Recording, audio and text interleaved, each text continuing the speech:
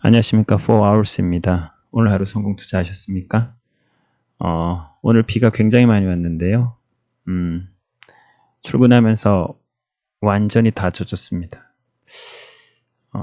지나가면서 여성분들을 좀 봤는데 반바지에 샌들, 크록스 이런 거 신고 다니시더라고요.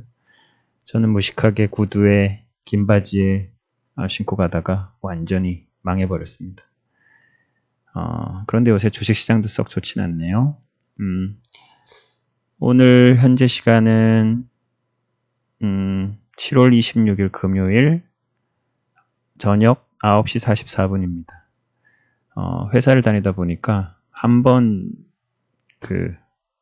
영상을 안 만드니까 그냥 계속 안 만들게 되네요. 계속 한 번쯤은 올려야지 하다가 미루다가 도무지 안 되겠어서 게으른 몸을 붙들고 이렇게 다시 한번 마이크를 잡았습니다. 부족한 실력이 있더라도 그냥 재미로 들어주셨으면 좋겠습니다. 자, 오늘 증시 살펴보겠습니다. 코스피 0.4% 하락했고요. 장중에 낙폭이 좀 있다가 좀 반등한 모습입니다. 코스닥 굉장히 많이 빠졌네요. 반등이 좀 약하고요. 오늘 주식시장에도 호우경보 발령 이렇게 돼 있네요. 호우하니까 크리스티아누 호날두인가요? 메시와 함께 쌍벽을 이루고 있는 호날두를 호우라 그러더라고요.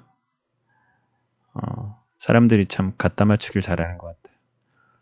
연중 최저점 터치한 코스닥 반등 실마리 찾을까? 최저점이라는 것은 어쨌든 의미가 있는 곳이죠. 최저점이 지지되면 결국은 반등할 수밖에 없는 거고요. 최저점은 공포감이 드는 곳인데요. 거기가 깨질 것 같아도 안 깨지는 경우가 더 많다고 저는 개인적으로 생각합니다. 코스피 기관 매도의 2060선 후퇴. 전체적으로 파랗게 질린 증시 이렇게 돼 있네요. 이게 끝나고 나서 나온 뉴스 같은데요. 항상 안 좋으면 당연히 안 좋게 나오겠죠. 그래서 좀 후행성인 것 같아요. 또 오르면 어떻게 쓰려나요?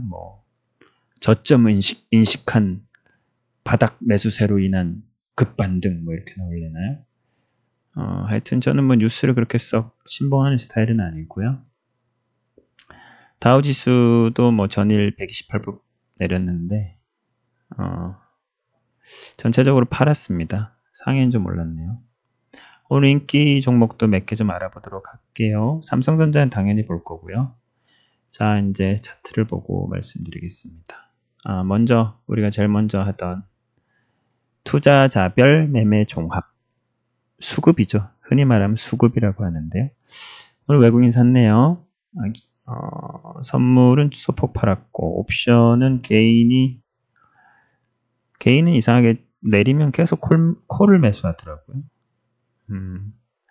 그게 아마 소위 말하는 싸구려 심리 이런 건데요. 쌀 때 사고 싶은 그런 욕구죠. 별로 좋은 심리는 아니죠. 싼 게 더 싸지더라고요. 싼 게 비지떡 이런 속담이 있듯이 싸다는 것 자체는 좀 의심해 볼 수 있는 그런 상황이라고 저는 생각합니다. 자, 일별 현황을 보겠습니다. 자, 시장 전체 거래소 외국인은 계속 사고 있어요. 개인은 들쑥날쑥하고 기관은 좀 계속 파는데요. 현물 쪽에서는 수급이 굉장히 괜찮은 것 같습니다. 코스닥 볼게요. 코스닥도 계속 외국인이랑 기관이 팔다가 외국인에서 사고 있습니다. 외국인이 어쨌든 기관보다는 좀 더 선도 세력이라고 저는 생각하는데요. 외국인은 장을 좀 긍정적으로 바라보고 있다고 저는 생각이 됩니다. 코스피 시장은 말할 것도 없고요. 자, 선물 보겠습니다. 외국인 참 대단하죠. 외국인이 밀면 팔고 사면 오르고 이런 식인데요. 기간별로 누적된 걸 보면 이게 아니네요. 7월 2일이 뭡니까? 지금 7월 26일인데 다시 보겠습니다. 이건 맞네. 이건 맞고 선물은 항상 날짜가 이상하게 나오는 것 같은데 잠깐만요. 기간별 일별 어쨌든 계속 좀 팔았다 샀다 하는데, 누적을 보면 외국인 선물이 어마무시한데요. 만기 이후로 볼까요? 7월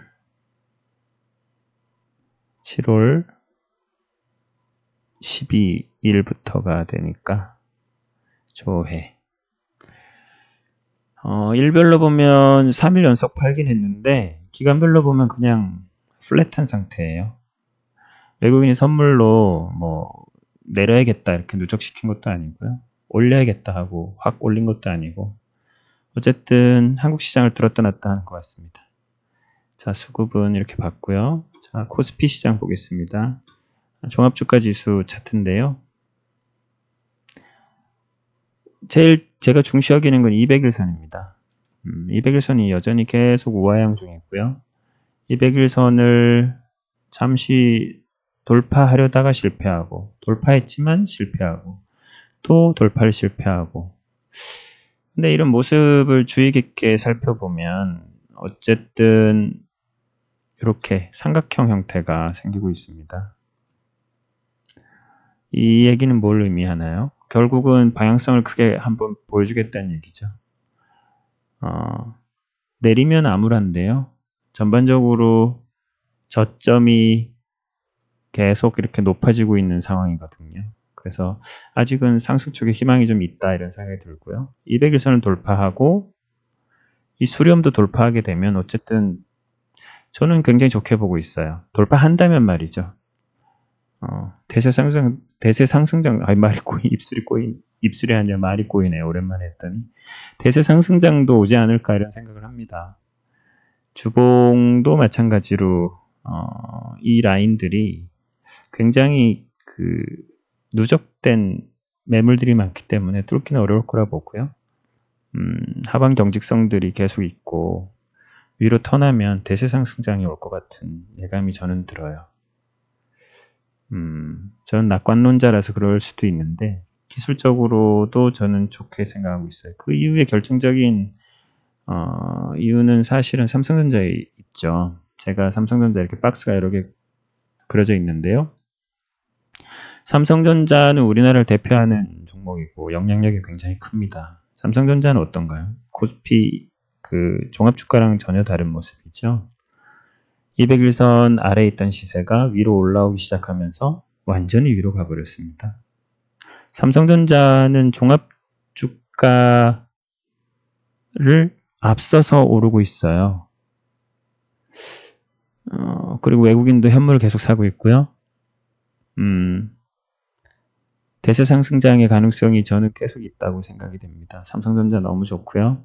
삼성전자가 뭐 40일도 아니고 뭐 200일을 허물지 않는 한 위로 계속 갈 거라고 생각합니다. 삼성전자 여러 악재들이 있죠. 뭐 일본에 뭐 어쩌고 저쩌고 일본이 또 공격하고 있지만 다 해결될 문제라고 생각이 되고요. 해결이 된다면 어떻게 될까요? 호재와 함께 굉장한 상승이 이 주봉인데요. 주봉, 월봉 모두 정별이지 않습니까?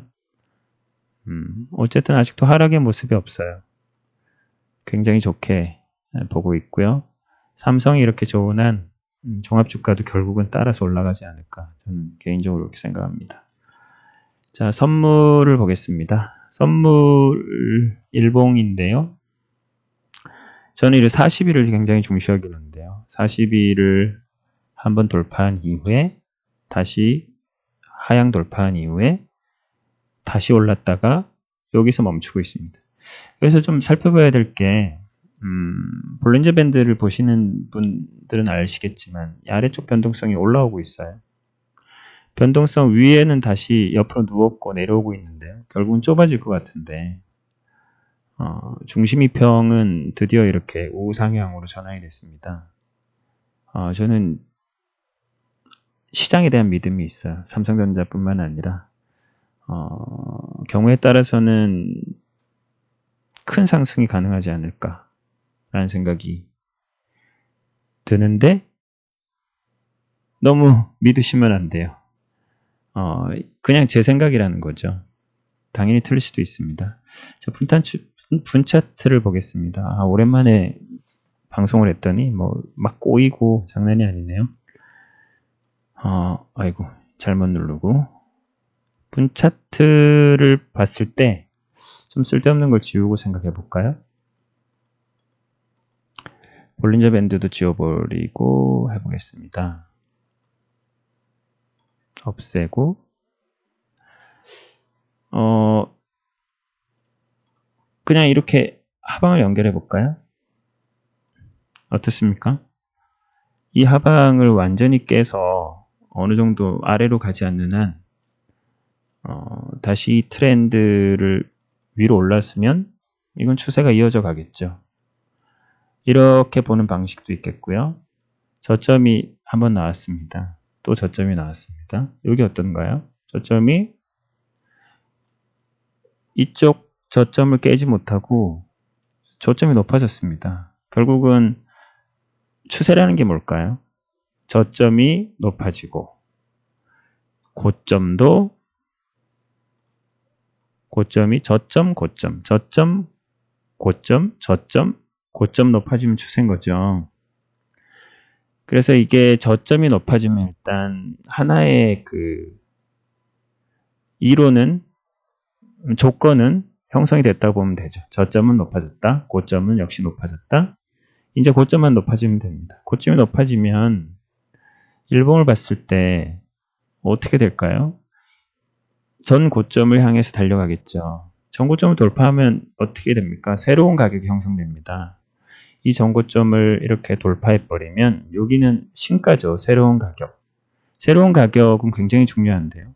새로운 가격은 결국은 위에 매물대가 없다는 얘기고 좀 더 갈 확률이 있다. 이렇게 저는 생각이 됩니다. 위로 가게 되면 아까 종합주가도 200일선 돌파하게 되는 거고요.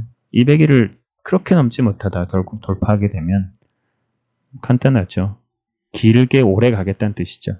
그때는 사실은 삼성전자 같은 종목을 꾸준히 홀드해서 바이앤홀드 전략이 가장 좋지 않을까. 또 삼성전자는 분기당 배당을 하는 종목이라 또 안정성은 말할 것도 없고요. 저는 굉장히 좋게 생각하고 있습니다. 삼성전자를 너무 좋아하네요. 제가 그러고 보니까. 자, 이제 인기 종목 좀 볼게요. 경인양행, 남양비비안. 이건 뭐 다 상한가 같네요. 경인양행 볼게요. 야, 축하드립니다. 좋네요. 그냥 보유자들은 들고 가시면 될 것 같습니다. 주봉도 새로운 가격을 형성했네요. 역사상 신고가입니다. 끝이 어딜지 알 수 없게 가보겠다는 얘기인데요.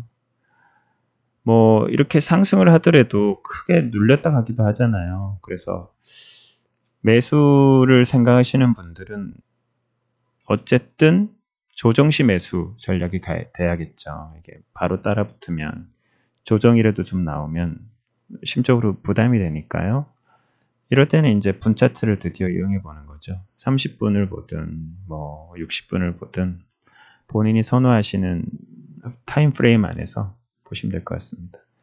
전체적으로 어쨌든 급하게 올랐기 때문에 이격이 좀 좁혀지는, 이평과의 이격이 좀 좁아져야겠죠. 되도록 좀 초조하지만 어쨌든 방향성은 이미 잡혀 있는 거고 새로운 가격이 형성된 거라 매수 전략이 좋을 것 같습니다. 경인여행 보유하신 분들 축하드립니다. 남영 비비안. 자, 남영 비비안. 할 말이 없습니다. 보유자분들 막 팔고 싶겠네요. 뭐 불안하기도 하고. 이 경고 왜 경고인지 모르겠지만 어쨌든 경고 이런 것들 투자 안 하는 게 좋죠. 남영 비비안. 그 다음에 삼성전자 봤고요. 국일제지, 율천화학. 국일제지. 뭐 제지니까 종인가 보네요. 이거 한번 설명했던 것 같은데요. 당연히 뭐 좋다고 얘기했을 거고 여기 수렴을 제가 그려놨었네요. 수렴을 돌파하면 위다. 아래로 돌파하면 아래다. 그러므로 손절해야 된다. 이렇게 설명했던 것 같습니다. 실제로 이 수렴을 돌파한 데가 이때인데요. 그 뒤로 폭등하고 있습니다. 그 밴드도 밖으로 이탈하고 있어서 일단은 들고 가야 되겠는데요. 캔들 패턴으로는 이렇게 나왔어요. 이거 잘 아시죠? 썩 좋은 모습은 아닙니다. 조정이 좀 예상이 되는데요. 어쨌든 보유자분들이 청산하는 과정 속에 있는 거지 뭐 신규 매수하기는 좀 어렵네요. 분차트를 봐도 좀 조정이 예상되고요. 캔들 형태도 그렇고 보유자들은 이때 사서 뭐 어느 정도 선이 오면 청산을 할 수 있는데 신규 매수자는 어려운 상황입니다. 게다가 주의 종목이네요.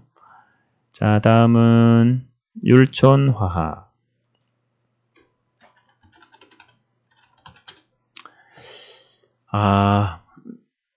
어쨌든 200일선을 돌파한 이후에 시세가 났습니다. 실제 이쪽을 브레이크아웃 하면서 이쪽 부근에서 매수 한번 자리가 나왔었는데요.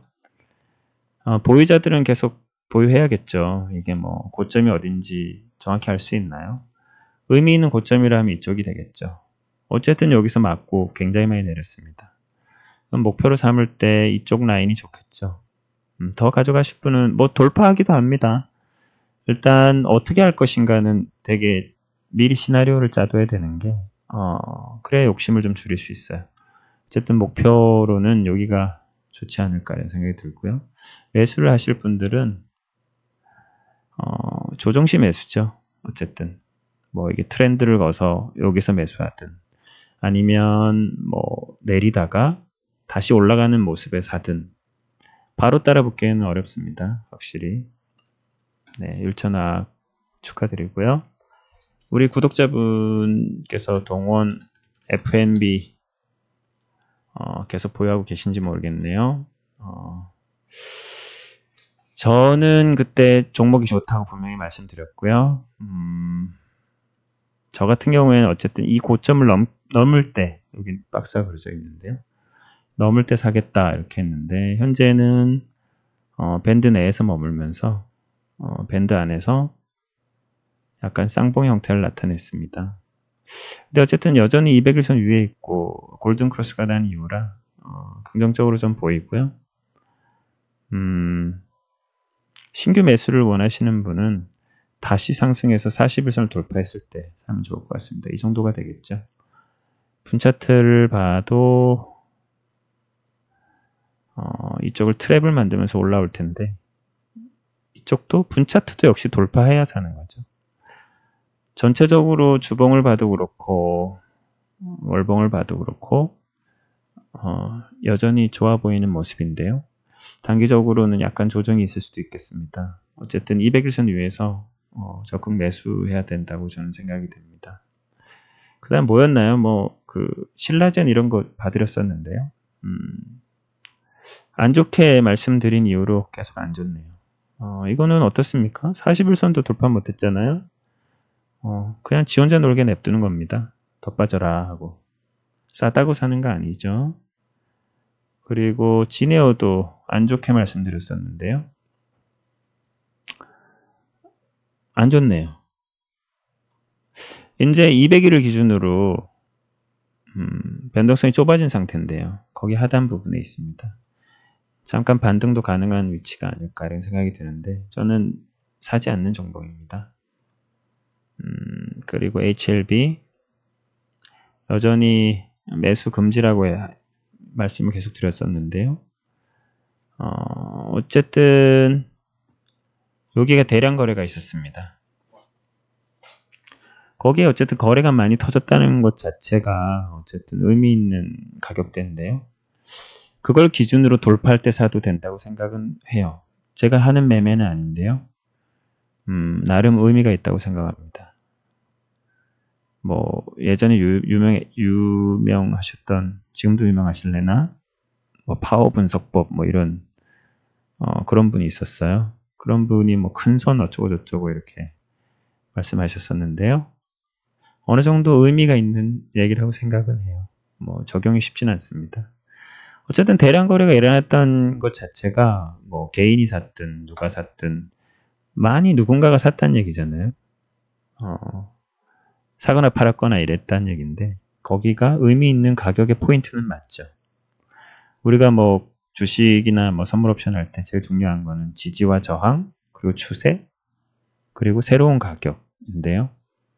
새로운 가격은 어쨌든 어떤 라인이 돌파되면 새로운 가격이잖아요. 그래서 그런 새로운 가격대에 항상 관심을 갖는 게 중요하다고 생각합니다. 지금은 어떻게 해야 될까요? 여기서 오를 거야 하고 사는 게 맞을까요? 그래요. 샀어요. 샀는데 올라서 뭐 자랑할 수 있겠죠. 야, 내가 저점을 잡았다. 그런데 만약에 내리면 어떡할까요? 답이 없는 거죠. 기준을 삼을 수가 없어요. 그래서 내릴 때 사는 게 아니고 싸다고 사는 게 아니고 어떤 라인을 거놓고 거길 돌파되면 사는 겁니다. 그게 안전한 매매입니다. 생각외로 고점에 사는 것 같아도 그게 실제로는 안전한 매매입니다. 실제로 이 41선 제가 이때 안 좋게 봤었거든요. 근데 우연찮게 악재가 생겨서 빠지긴 했지만 어쨌든 돌파하지 못하면 안 사는 겁니다. 40일을 기준으로 한다면 그렇다는 거죠. 그래서 이렇게 뭐 싸다고 자꾸 사고 이런 것들 안 했으면 좋겠습니다. 싼 게 빚이 떡. 그게 맞죠? 네, 오늘 비도 많이 왔었고 내일도 비가 올 것 같습니다. 그렇다고 해서 이 주식시장에서도 우리가 우울한 비를 맞을 수는 없는 거잖아요. 항상 천천히 기회는 또 온다. 기회는 널려 있다. 그러므로 나는 가끔 매매할 것이다. 이런 마인드가 주식시장에서는 훨씬 나은 마인드입니다. 기회를 막 애써 찾으시는 분들이 있는데요. 저도 뭐 마찬가지예요. 막 애써 기회를 찾아서 하다 보면 매매 중독에 걸립니다. 매매 중독에 걸리면 정말 답이 없어요. 수십 년간 고통받아야 되는 거고요. 부디 제 방송을 듣는 몇 명, 한 20명 될려나요? 그분들은 그런 매매 중독에 안 빠졌으면 좋겠습니다. 자, 이제 10시, 밤 10시가 넘었네요. 오늘, 뭐, 다우지수 보느라고 또 밤 새지 마시고, 까짓것 될 대로 되라. 이렇게 하면서 편안하게 주무셨으면 좋겠습니다. 될 대로 되라. 이런 식의 매매가 되려면, 자기가 감당할 수 있는 만큼만 레버리지를 쓰면 되는 거죠. 자기가 너무 레버리지를 과하게 쓰면 밤에 잠도 잘 수가 없는 겁니다. 말은 쉽지만 다이어트처럼 실천하기는 어려운 것들이에요. 세상 원리 원칙이 다 똑같은 것 같아요. 말은 쉬운데 지키기가 어려운 것 같습니다. 저도 마찬가지입니다. 힘내시기 바랍니다. 다음 시간에 또 뵙겠습니다. 4hours였습니다. 구독과 좋아요, 땡큐, 감사합니다. 그럼 굿바이.